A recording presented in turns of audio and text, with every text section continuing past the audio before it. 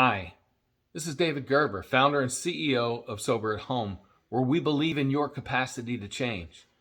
Today, we'll be focusing on workbook exercise number 11, Consequences Part 1. And again, I'll be joined by Travis off camera, who's got a few questions he'd like to ask me. Good evening, Dave. How are you? I'm great. Um, this question, you talk a lot about consequences. How come?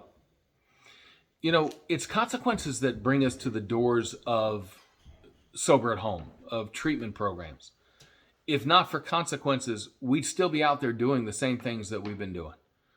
So it is important that we understand, we identify consequences that we've experienced as a result of our use to be able to inventory those consequences and write it down and allow it to serve as a reminder of the ways in which our use has been problematic.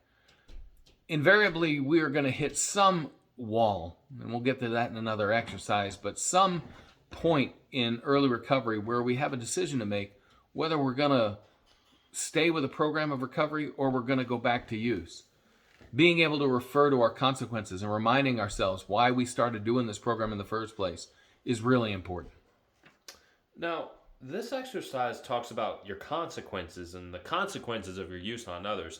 Are they equally important? They are. You know, I've had a lot of people in treatment over the years who have said, my use only affects me. When in reality, your use affects anyone who's around you.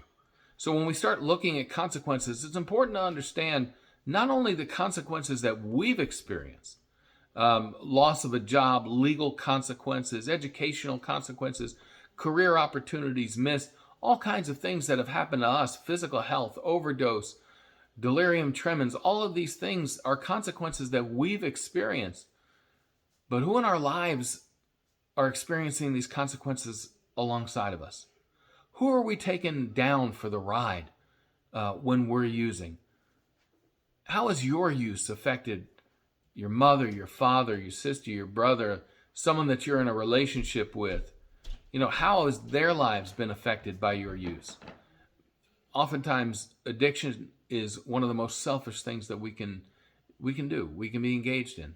And recognizing, taking a moment to recognize just how much our use has affected others can also have a powerful impact on our program of recovery.